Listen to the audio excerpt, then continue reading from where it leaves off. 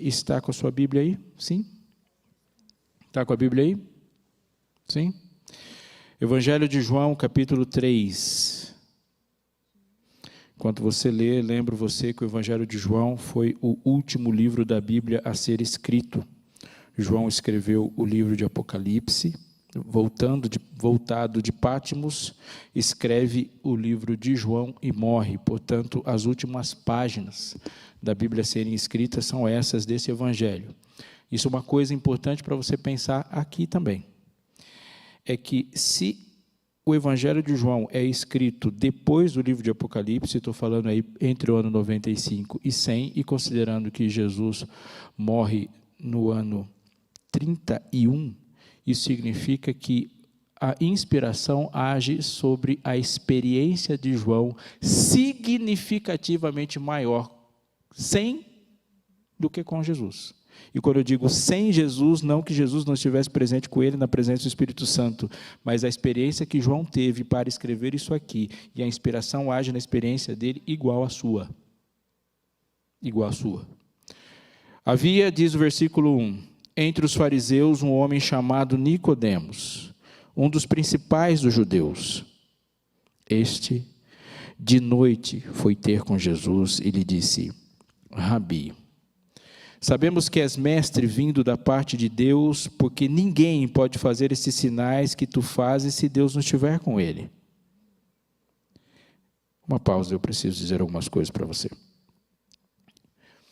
As perguntas que Jesus faz para você podem ser complexas, podem ser simples, podem ser longas, podem ser curtas, mas todas elas podem ser respondidas com duas palavras. Se você olhar desde a primeira pergunta até a última pergunta feita por Jesus na Bíblia, e todas as perguntas que pessoalmente ele fez para você, elas podem ser respondidas com duas palavras, sejam elas, repito, complexas ou simples, elaboradas ou não, compridas ou curtas. Você pode ter uma pergunta que dura um capítulo, o enunciado pode ser modo Enem, mas você vai responder todas as perguntas de Deus com sim ou não, de qualquer forma. Quando ele diz, Moisés, o que você tem na sua mão? Não, é óbvio que Jesus sabia que na mão de Moisés tinha um cajado. A questão é, você vai aceitar o chamado? Sim ou não? Quando ele olha para Caim e fala, Caim, onde está o seu irmão? Óbvio, Jesus sabia onde estava Abel. Morto. Caim é que não sabia. E ali você vai se arrepender? Sim ou não? Crês? Sim ou não? E você vai responder sim ou não para todas as perguntas de Jesus o tempo inteiro. E você não é capaz de contar a quantidade de sims ou nãos que você disse hoje. Mas hoje, o seu dia foi medido por um monte de sims ou um monte de nãos. Mas é assim todos os dias, seja lá quais perguntas e por quais bocas ele faz essas perguntas. No momento que você acordou, você decidiu quem organizaria a sua vida. Será Deus ou não? Jesus faz fazer perguntas aqui.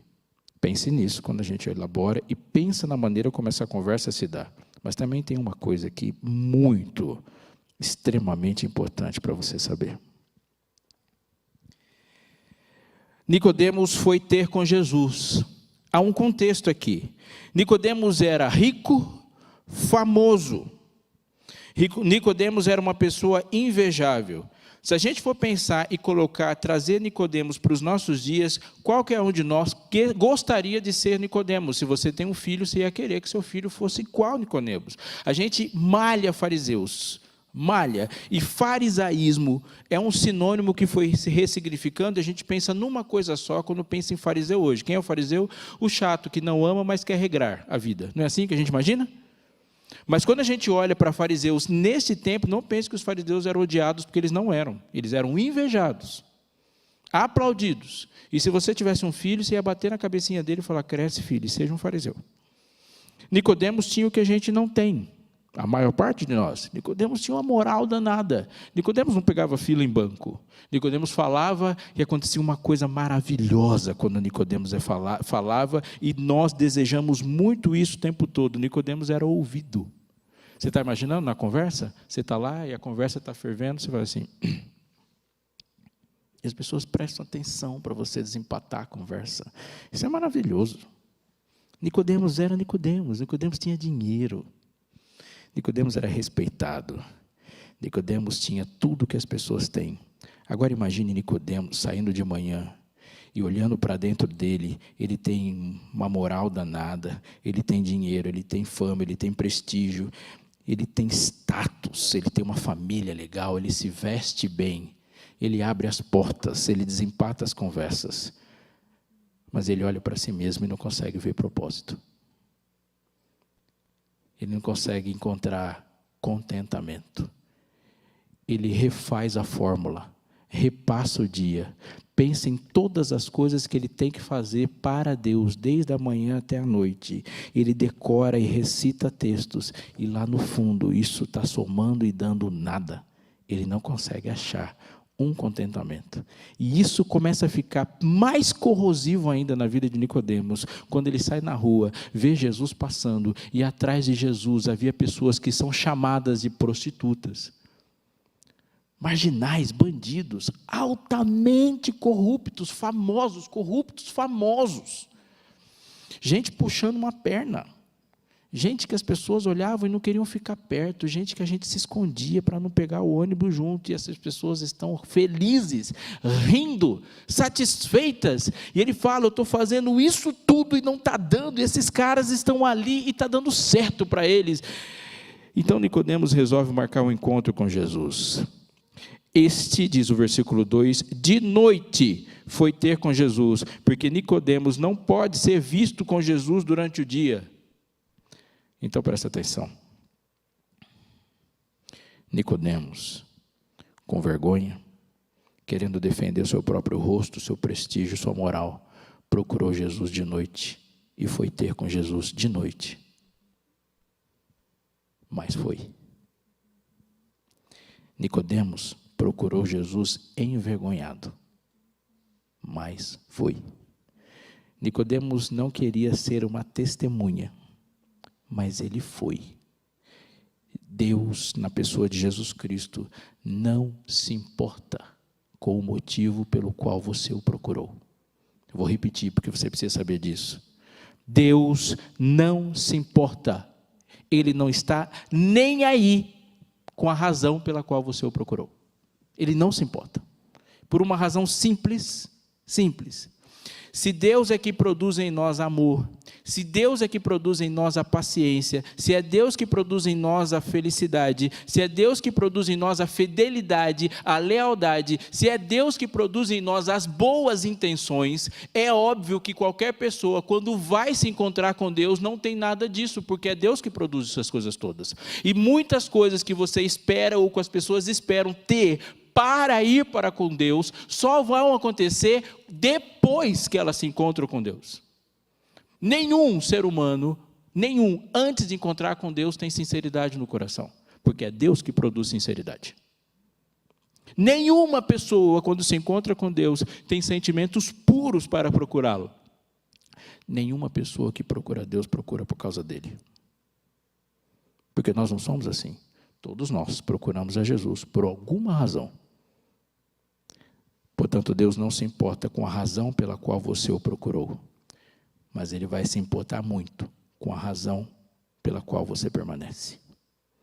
Tanto se importa que em algum momento da sua vida Ele vai olhar para você e vai dizer o que Ele disse para os discípulos. E aí, vai embora também? Porque se quiser continuar, o papo daqui para frente vai ser só sobre cruz. Ele se importa muito. E um termômetro para você medir a sua fé, o seu cristianismo, a sua religiosidade, são as razões pelas quais você o busca. Porque quando buscamos a Jesus por causa de nós mesmos e continuamos buscando a Jesus por causa de nós mesmos, isso é sinal de que essa fé não evoluiu e ela permanece intacta no subsolo da vida. A verdadeira fé, a verdadeira religião é quando nós, no desenvolvimento dos encontros com Deus, aprendemos a buscá-lo por causa dele, não por nossa causa. Quando eu, no segundo, no terceiro, no quarto, no quinto encontro, continuo buscando Jesus, pela mesma razão do primeiro encontro, é porque esse encontro está batendo na porta de um coração fechado. No versículo 3 diz que a isso respondeu Jesus: em verdade te digo que se alguém não nascer de novo, não pode ver o reino de Deus. Uau! Espera aí. A pergunta de Nicodemos foi assim: Jesus, Rabi, sabemos que és mestre vindo da parte de Deus, porque ninguém pode fazer essas coisas que tu fazes se Deus não estiver com ele. Pergunto para você, o que tem de errado na fala de Nicodemos? Mestre, Rabi, eu sei que você veio de Deus. Jesus veio de Deus, veio da parte de Deus, sim ou não? E ele diz, porque ninguém pode fazer essas coisas, esses sinais que tu fazes, se Deus não estiver com ele. Tem alguma coisa de errado nisso? Não, não tem nada de errado nisso. Está certo o que ele está falando. Então Jesus responde, a isso respondeu Jesus: em verdade te digo, se alguém não nascer de novo, não pode ver o reino de Deus. Não tem nada a ver a resposta com a pergunta. Não tem absolutamente nada a ver. Eu me lembro de um dia que eu estava assistindo na TV e tinha uma entrevista de uma pessoa com outra famosa, eu não vou citar o nome, e provavelmente você vai ficar procurando isso aí. O entrevistador, criando uma sensação, estava entrevistando um homem que ficou conhecido na época como o maníaco do parque. Ele foi condenado por mais de 30 assassinatos de mulheres jovens. Maníaco, histórias de horror. E quem assistiu televisão naquela época via histórias de horror. Foi preso, condenado, muito tempo de cadeia. E essas programações que exploram o pior da vida humana estavam lá, e ele foi entrevistado na cadeia. No meio da entrevista, dentre muitas coisas, perguntaram: como é que está a sua vida hoje? Ele disse assim: eu aceitei Jesus como meu salvador pessoal. O entrevistador, acostumado a entrevistar criminosos, levantou a sobrancelha e quase que não aguentava naquela pergunta, tipo, agora você é de Jesus. E Jesus mudou a minha vida, inclusive me deu uma família, eu me casei. Você se casou? Sim, e quando eu sair daqui eu vou manter minha família, quero ter filhos. Você quer ter filhos? Sim, meu sonho é ter 2 filhas. Aí já era. Quando falou quero ter 2 filhas, o entrevistador olhou para ele e falou assim: você está pensando em ter filhas? Você já imaginou se alguma pessoa fizesse com as suas filhas o que você fez com as filhas dos outros?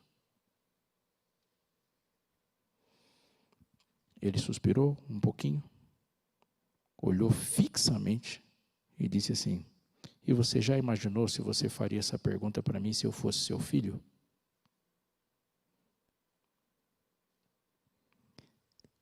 Foi uma trincada vertiginosa.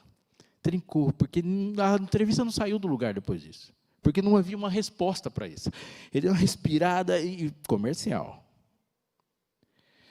A maior parte de nós patina quando a gente começa uma conversa que a gente imagina ser séria e alguém traz para o pessoal. Geralmente, nós classificamos pessoas com baixa intelectualidade quando elas não conseguem conversar sobre ideias e começam a trazer tudo para o campo do pessoal. Aliás, trazer conversas para o campo pessoal é um mecanismo neutralizador de intelectualidade. Quando a intelectualidade da conversa está muito alta, você traz para o pessoal. Ou conta uma piada, que piada neutraliza qualquer intelectualidade.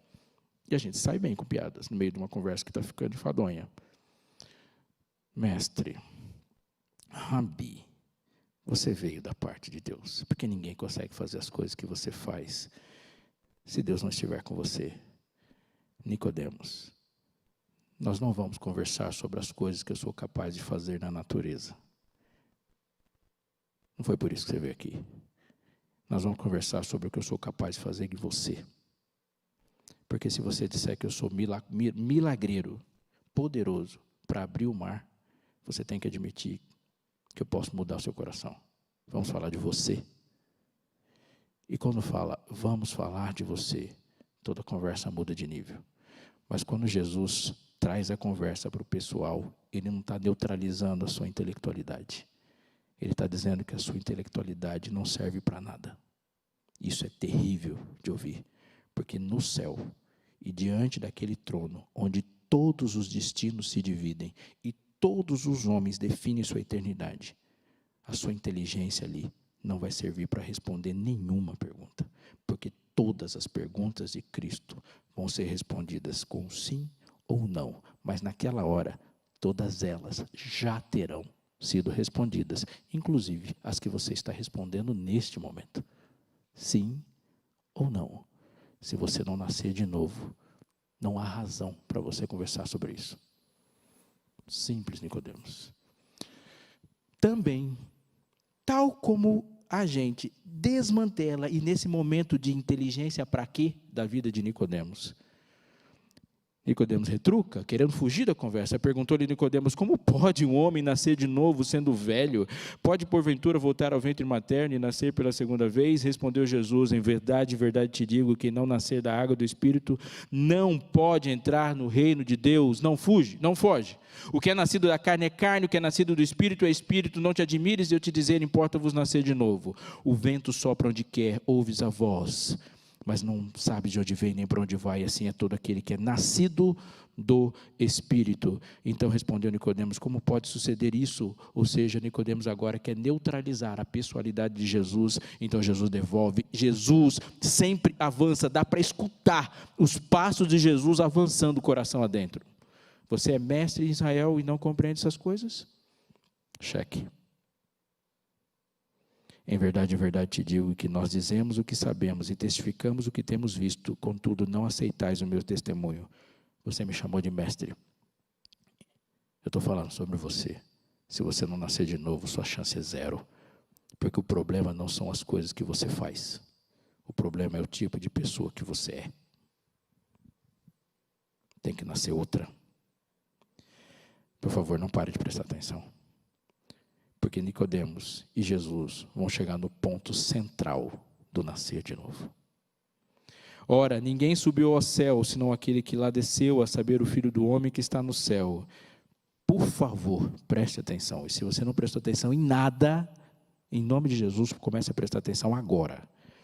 E do modo porque Moisés levantou a serpente no deserto, assim importa que o Filho do Homem seja levantado, para que todo que nele crê tenha vida eterna. Antes de Jesus dizer o versículo que a maior parte de nós sabe de cor, e eu vou começar, você termina, porque Deus amou o mundo, como é que é? De tal maneira que deu seu Filho unigênito, para que todo aquele que nele não pereça. Ele disse isso aqui: e do modo porque Moisés levantou a serpente no deserto, assim importa que o Filho do Homem seja levantado. Mas, por favor, atente que eu vou aprofundar isso aqui. Jesus tem na sua história, na sua vida, 3 pontos miraculosos, extraordinários de exibição cósmica. Primeiro, óbvio, é o momento do seu nascimento. O nascimento de Jesus foi um milagre? Você pode responder: é óbvio que foi um milagre. Maria era virgem. E o ser maior, mais importante, extraordinariamente grande, Jesus Cristo, o Criador de tudo que você sabe que existe, estava lá dentro. E ele nasceu de um milagre, ele nasceu do Espírito. E quando Jesus nasce, quem viu o nascimento de Jesus? Maria estava deitada. José estava ali vendo, apavorado. Mais uma meia dúzia de ovelhas, umas cabras, uns bodes e uma vaca, outra. Depois chegaram os magos. Ou depois chegaram os pastores. Os magos chegaram bem depois. Bem depois. Quem viu? Ninguém viu. José e Maria e os bichinhos, que, por obviedade, não contaram para ninguém. Há um outro milagre que encerra o processo, praticamente. A ressurreição de Jesus. A ressurreição de Jesus foi um milagre? Uau, que milagre! Ele sai da sepultura, rompe tudo, vence a morte. E no momento que ele vence a morte e sai da sepultura naquela madrugada, todos os anjos de Satanás guardando o túmulo somem dali. O exército romano desmaia. E ele sai. Quem foi testemunha? Só quem veio chamar, o anjo. Eles sabiam que Jesus, mas naquele momento há uma cegueira completa do esplendor daquela glória. Não foi um milagre tão público. Quando Jesus morreu na cruz, aquilo foi um milagre? Vamos olhar da perspectiva correta. Se você pegar uma pessoa como eu ou você, pregar as mãos, pregar os pés, pendurar no madeiro, torcer o tórax, comprimir o pulmão e obrigar essa pessoa a respirar, e para respirar ter que se apoiar num prego dentro do pé, essa pessoa vai morrer. Portanto, se a cruz foi feita para matar, morrer numa cruz não é um milagre.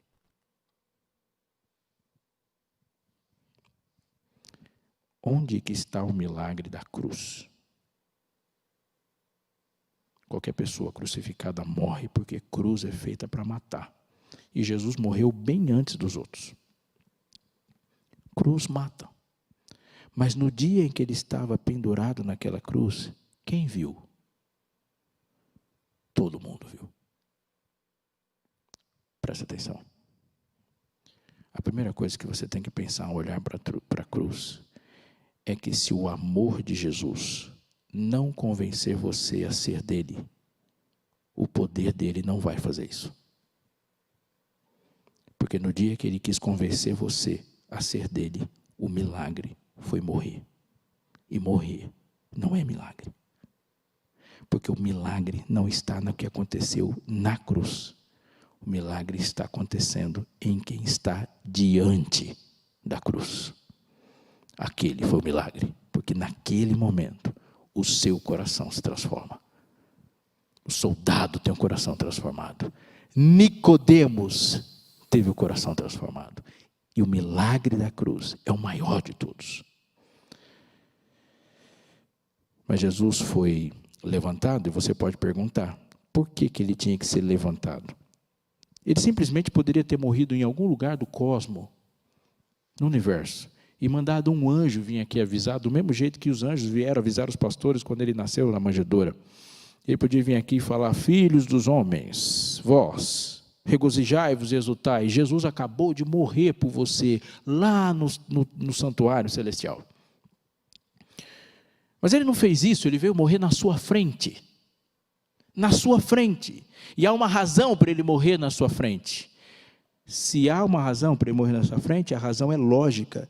Ele quis que você visse. E quando você vê algo de Deus grande na sua frente, indiscutível e testemunhal na sua frente, a Bíblia chama isso de glória. E não é à toa que no capítulo 17 desse mesmo livro, se você estiver me acompanhando com a Bíblia, vai para lá. João, capítulo 17. Quando Jesus começou a falar com o Pai sobre a sua morte, ele usa uma expressão. Tendo Jesus falado essas coisas, levantou os olhos ao céu e disse: Pai, é chegada a hora. E o que ele vai dizer? Glorifica teu filho, para que teu filho glorifique a ti.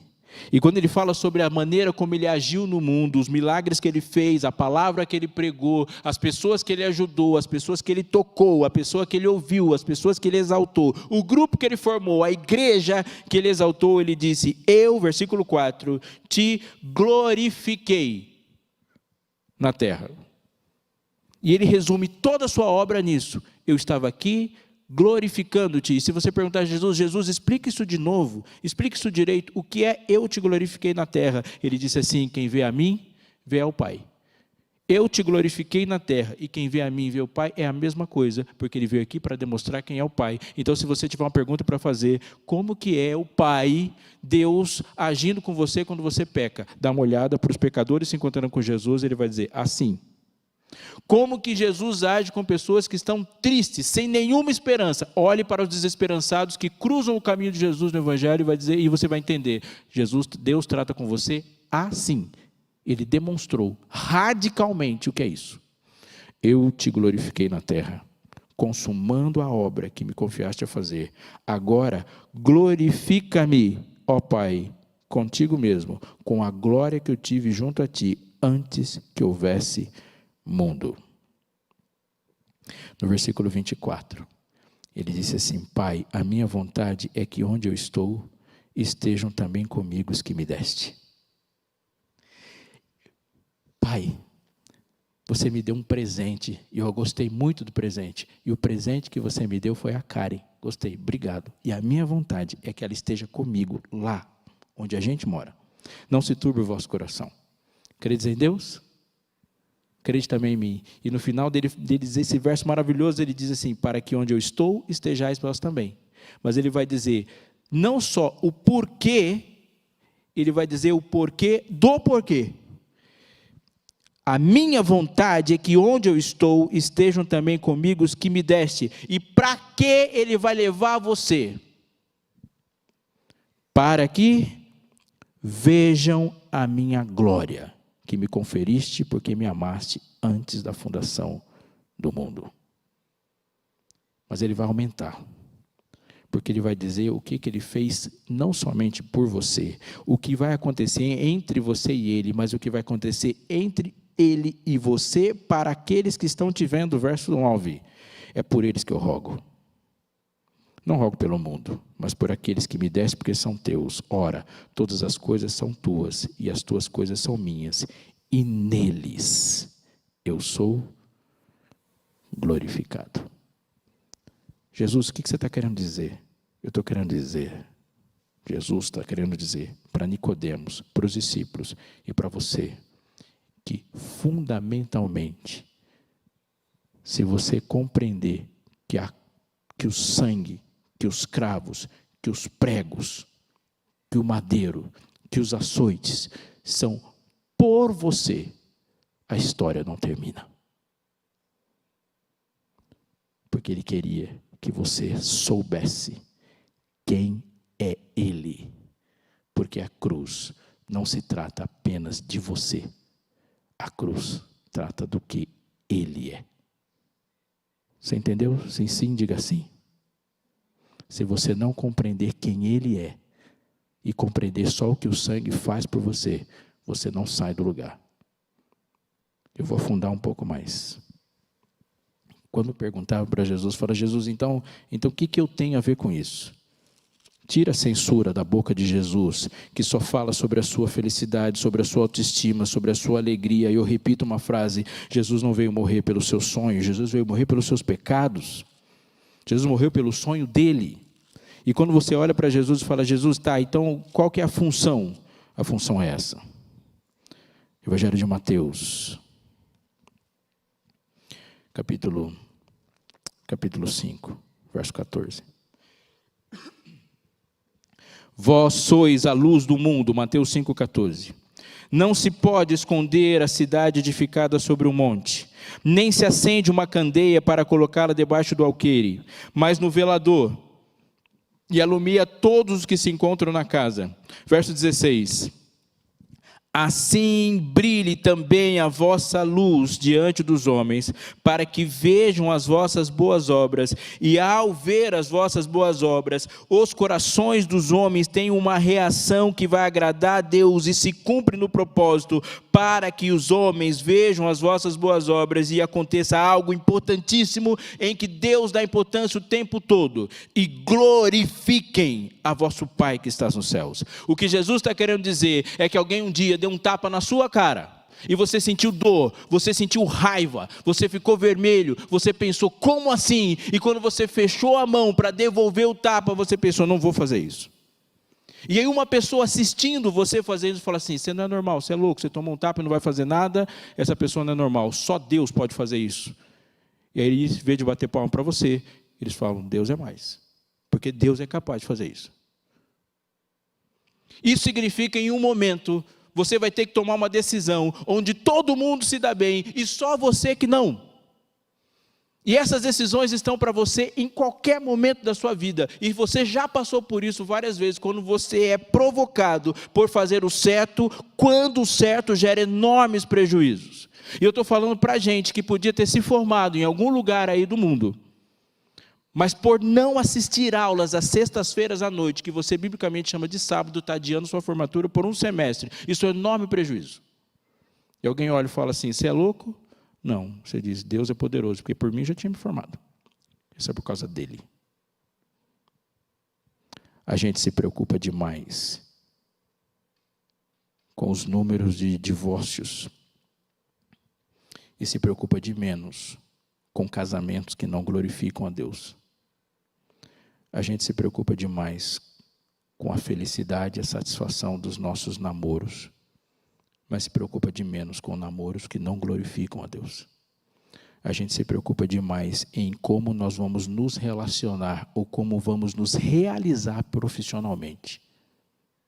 E se preocupa de menos com o quanto ou o que e de que forma que esse diploma vai glorificar a Deus.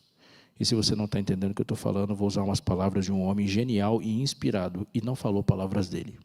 Ele disse assim: portanto, quer comais, quer bebais, ou façais outra coisa qualquer, fazei tudo para a glória de Deus. O que você está querendo dizer? Isso aí. Não é o que o texto quer dizer. É o que o texto disse. E o texto disse que você não bebe água para se hidratar. Você bebe água para glorificar a Deus, porque é isso que está dizendo. Quer comais, quer bebais. Você não enche a pança para nutrir-se. Porque se a comida não glorifica a Deus, ela não deve ser comida. Você não se veste para se cobrir ou para ter moral. A sua roupa tem que glorificar a Deus. Você trabalha para glorificar a Deus. Ele não disse, portanto, quer comais, quer bebais ou façais outra coisa qualquer, faça tudo para ser feliz. Ele fala, faça tudo para a glória de Deus. Isaías capítulo 43 diz clara, diretamente, e é um desafio à crença. E quando você lê Isaías 43, você vai responder com sim ou com não. A todos que são chamados, diz o verso 7, Isaías 43, 7. A todos os que são chamados pelo meu nome, e os que criei para minha glória, e que formei e fiz. A todos os que são chamados pelo meu nome, e os que criei para a minha glória. O que Deus pensou ao fazer você? Ele pensou em ser claramente visto. Eu vou dar um exemplo, a partir de uma pergunta. Um dia eu disse isso para uma pessoa, ela olhou para mim e falou, você gosta desse Deus aí? Eu falei, amo de coração. Ele me ama mais do que eu amo, mas eu amo ele bastante. Como você consegue se relacionar com Deus tão egoísta? Eu falei, como assim? Tudo por ele. Acho que foi nesse momento que alguém escutou a música e já compôs. É tudo por ele. Tudo por ele. E se você fizer alguma coisa certa? Palmas para ele. E se eu fizer alguma coisa errada? Com certeza fui eu. Porque é assim. Deus é perfeito, certo? Se Deus é perfeito, tudo o que acontece de errado na sua relação com ele, de quem é a culpa? Sua, ele é perfeito. Deus é onisciente, portanto, ele sabe tudo. Todas as incompreensões do relacionamento são suas. Ele sabe tudo, ele compreende tudo. Tudo que dá errado é a sua parte. Tudo que dá certo é a parte dele. Você vem para cá e canta maravilhosamente bem. Palmas para ele, porque sem ele você não teria cantado. Você acordou e se deu bem o dia inteiro. O que aconteceu? Palmas para ele, porque sem ele não teria dado nada certo. E sabe o que é o mais importante? Ele sempre quis que fosse assim. Ele não é apenas glorioso. Ele faz as coisas para a sua glória. Ele é glorioso e autoglorificador. Por que ele fez o céu? Os céus proclamam a glória de Deus. Ele fez isso para a glória dele. E por que ele fez os seres humanos? Eu os criei para a minha glória.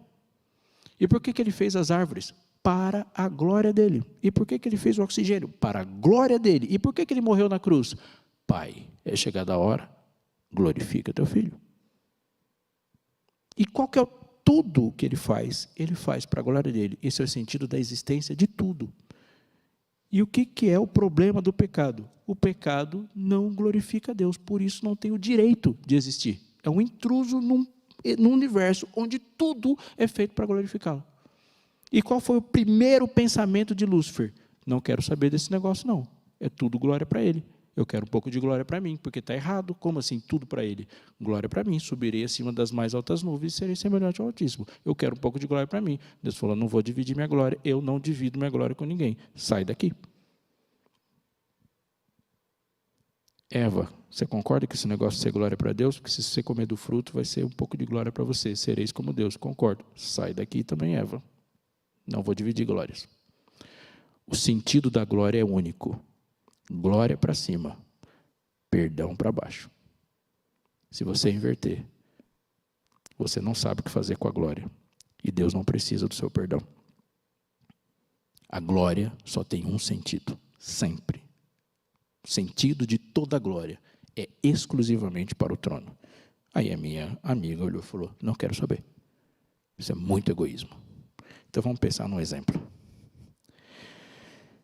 Imagine que você é cardiologista.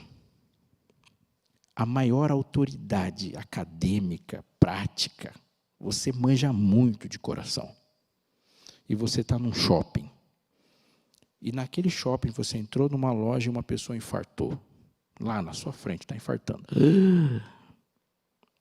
Aí você chega e fala, sai todo mundo, sai de perto, deixa só comigo. Você foi egoísta em dizer que aquilo agora é com você? Imagine que você está com seu filho de meses, e seu filho está chorando numa festa no colo de uma amiga, de um amigo. E quando ele chora, e ele chora mais alto e começa a chorar desesperadamente, você seria egoísta e fala assim, dá licença, que agora o meu filho vai ficar no meu colo. Isso é ser egoísta? O maior ato egoísta de Deus seria se Ele nos negasse a sua glória. Quando Deus nos deu a sua glória, permitindo que a glória dele fosse vista em todos os seres transformados, fosse vista na cruz, fosse vista no céu, Ele está fazendo que Ele apareça. Vou terminar lendo esses textos com você. Tiago, capítulo 1.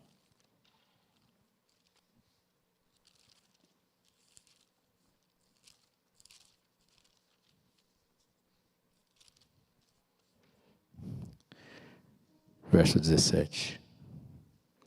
Toda boa dádiva e todo dom perfeito são lá do alto, descendo do Pai das luzes, em quem não pode existir variação ou sombra de mudança.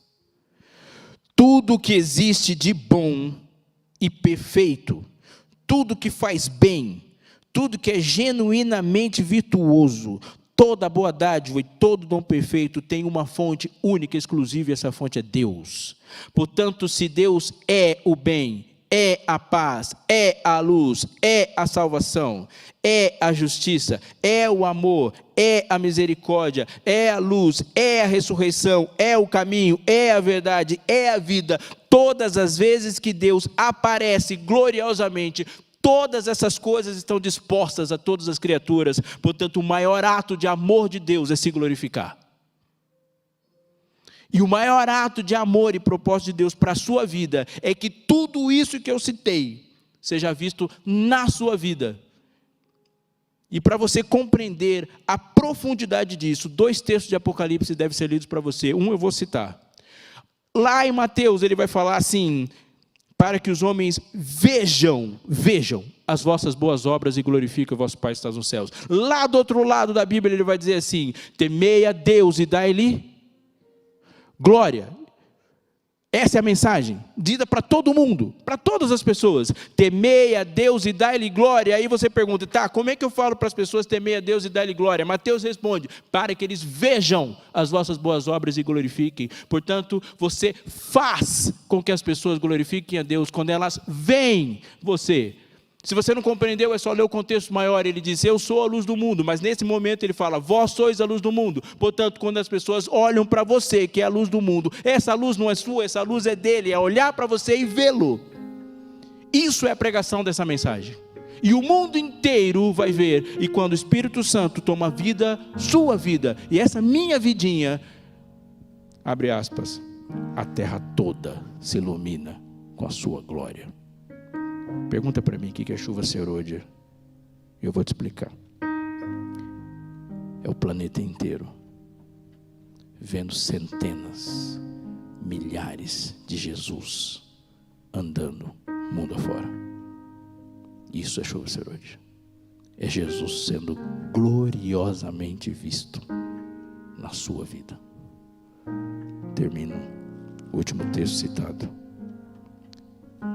é um prenúncio no livro de Apocalipse. Se você ler o capítulo 4 e o 5 de Apocalipse, eles fazem uma cena só da entronização de Jesus Cristo como o ser mais importante do universo. Essa entronização do capítulo 4 e 5 do livro de Apocalipse é uma cena que acontece no céu no dia de Pentecostes. E ela se repete diante do trono, com todos os seres salvos, e vai se repetir mais uma vez, quando tudo for colocado de volta aos seus pés, e a glória de Deus e o reino de Deus for o único em todo o universo. E aqui é uma cena importante, que você vai estar nela.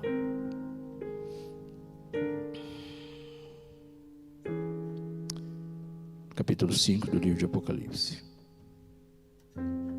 verso 11 diz: eu vi uma voz de muitos anjos ao redor do trono, dos seres viventes e dos anciãos, cujo número é de milhões e milhares de milhares, proclamando em grande voz: digno é o Cordeiro que foi morto de receber o poder, a riqueza, a sabedoria, a força, a honra, a glória e o louvor.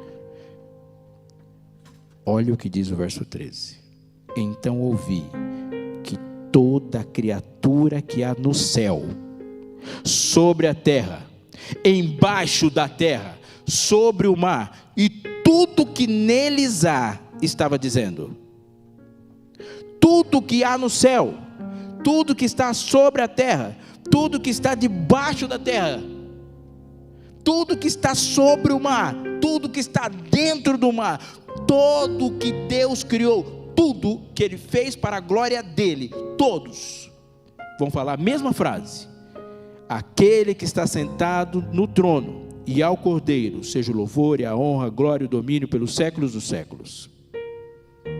Eu estou vendo essa cena, veja ela também. A cidade santa descerá do céu, pousa na terra, do lugar que sempre foi dela, o reino que sempre foi nosso, que nos está preparado desde a fundação do mundo.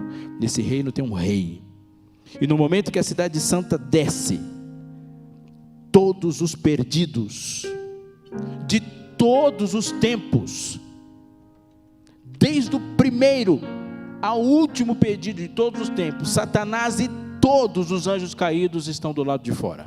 É uma multidão incontável. Eles marcham sobre a superfície da terra toda. O que separa essas pessoas é o muro da cidade, e do lado de dentro estão todos os salvos de todos os tempos. Portanto, nesse momento da história, todos, absolutamente todos os que nasceram estarão na mesma cena. Isso nunca aconteceu antes, obviamente. Todos os perdidos, todos os tempos, todos os anjos maus do lado de fora, todos os salvos de todos os tempos e todos os anjos de Deus que não experimentaram o pecado estão do lado de dentro. Deus se glorifica ao pronunciar as sentenças do juízo, e todos se prostram. Satanás se prostra, todos os perdidos se prostram.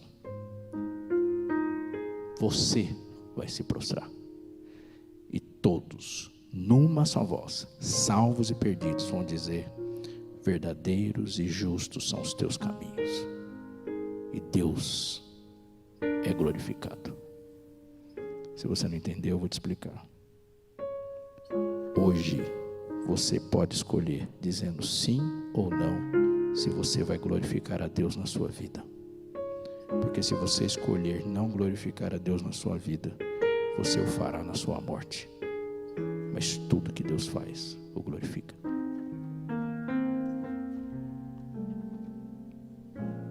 Todos os que eu criei para minha glória.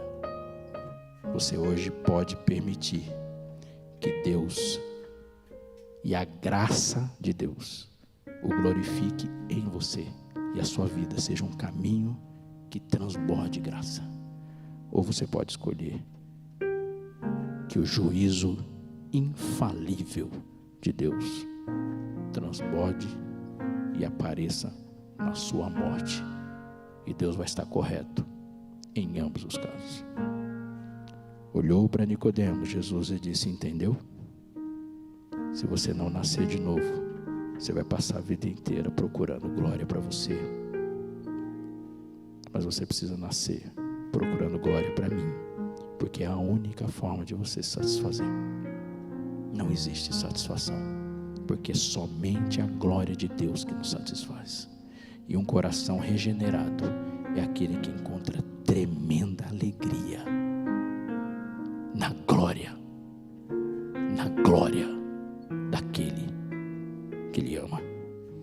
Uma menina com seu pai passeava na capital americana. Pararam na frente do obelisco. E uma criança bem típica de pensamento infantil olhou para aquele monumento alto. Falou: que grande, deve ser muito legal isso aqui. Olhou para o pai e falou: pai, gostei disso aqui. Gostou, filha? Vamos levar para casa? O pai deu uma risada, filha. Falou: filha, pergunta para o policial que está ali se pode. Coisa que alguns pais fazem, né? Ela foi lá falar com o policial: tio, aquele obelisco lá é legal, eu quero comprar e levar para casa. O policial falou: você quer comprar? É. E a menina enfiou a mão no bolso assim, tirou umas moedinhas de alguns centavos assim e falou: tó, eu quero levar. Aí o policial deu uma forçada de barra, olhou para ela e falou: menina, escuta aqui, seu obelisco aqui não está à venda. E a menina já começou a fazer beicinho. Tá escutando? Tu, se tivesse à venda, nem você, nem seu pai e nem ninguém aqui ia ter dinheiro para comprar. Aí ela começou a chorar. Mas espera aí, que tem mais uma coisa para dizer. Você nasceu nesse país? Sim, eu nasci. Então você não precisa comprar. Ele é seu. Ele foi feito para você. Cristo e sua glória. Você não vai poder comprar. Você não o convence. Você não o impressiona. Você o aceita. Mas tudo que Ele é, tudo que Ele tem nele, na glória da cruz, o céu deu tudo, sem ter nada maior para dar. Deus não pendurou um planeta e disse: está pago. Ele se pendurou, e nada pode ser comparado a isso. Minha pergunta final, antes que você ouça essa canção agora, é: olhando para as palavras de Cristo, eu vou te perguntar: quem é para Jesus a pessoa mais importante que existe? Essa pergunta é para quem prestou atenção. Quem é? Por favor, se algum dia alguém fizer essa pergunta para você, que fazem por aí? Quem é para Jesus a pessoa mais importante que existe? Nunca mais responda eu, porque você não é para Jesus a pessoa mais importante que existe. Porque se você fosse a pessoa mais importante que existe, quando eu procurasse sobre o Calvário, nas páginas da Bíblia, eu ia achar você lá. Porque lá na cruz, quem estava morta era a pessoa mais importante que existe. Quando se pergunta para Jesus: Jesus, qual é a pessoa mais importante que existe? Ele vai dizer para você rapidamente: eu, não você. E toda a importância que você tem é porque a pessoa mais importante que existe disse que você é importante. E ninguém tem o direito de olhar para Jesus e discordar dele, porque quem falou que você é importante é a pessoa mais importante que existe. Portanto, nem você tem o direito de diminuir essa importância. Ele é a pessoa mais importante que existe.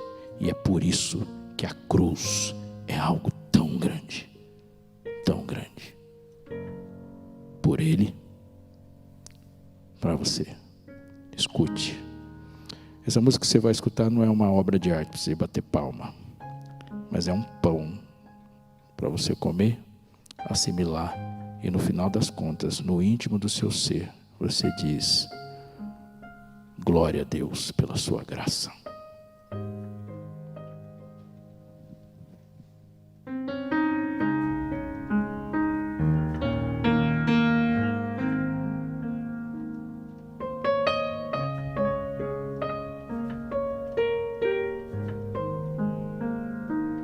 Em suas mãos se achava ternura, em suas mãos repousava perdão.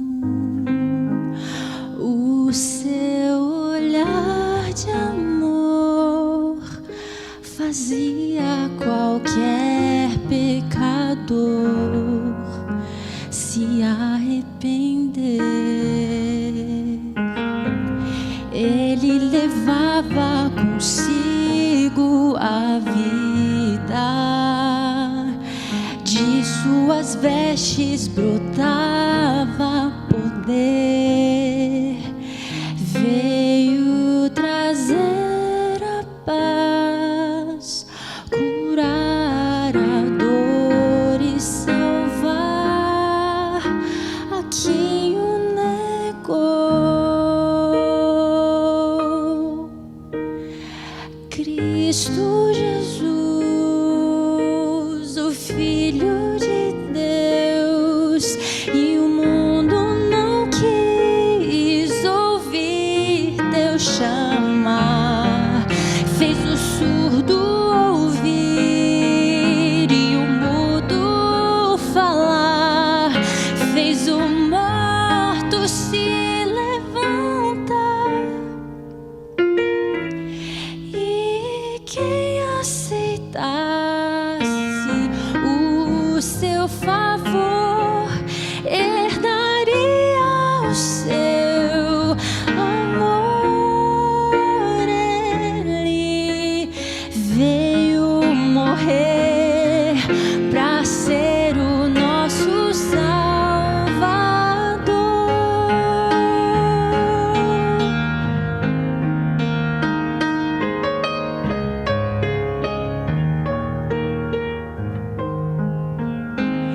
Ele levava consigo a vida.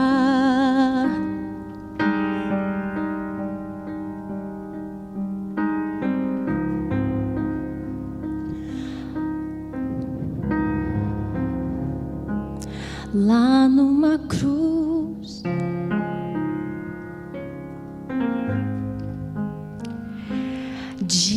dilaceraram o seu coração, cravos nos pés e mãos marcaram para sempre o autor da redenção.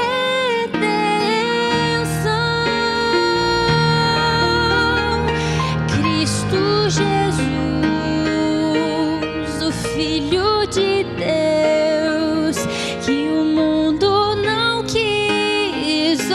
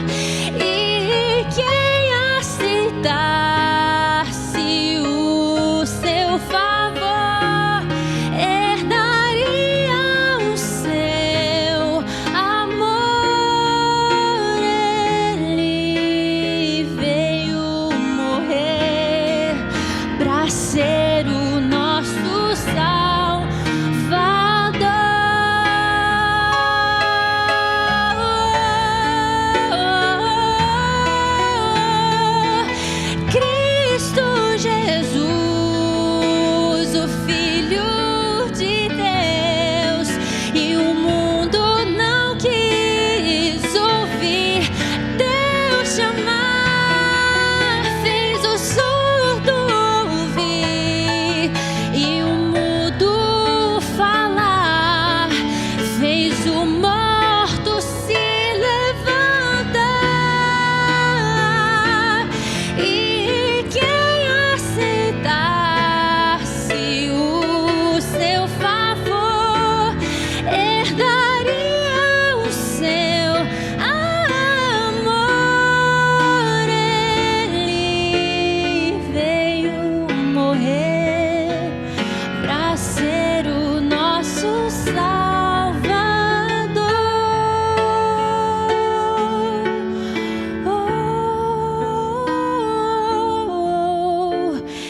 Veio morrer para ser o nosso Salvador.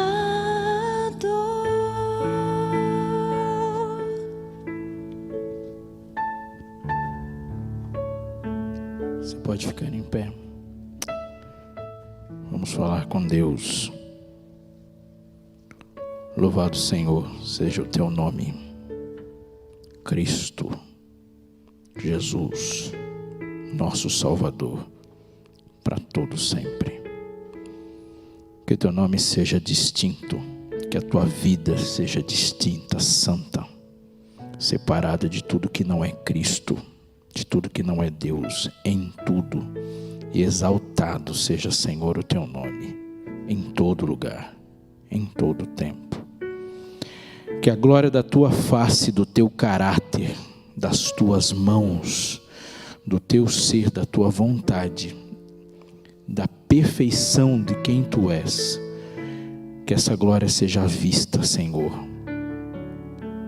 na nossa vida, porque para isso fomos feitos, e nisso queremos nos satisfazer.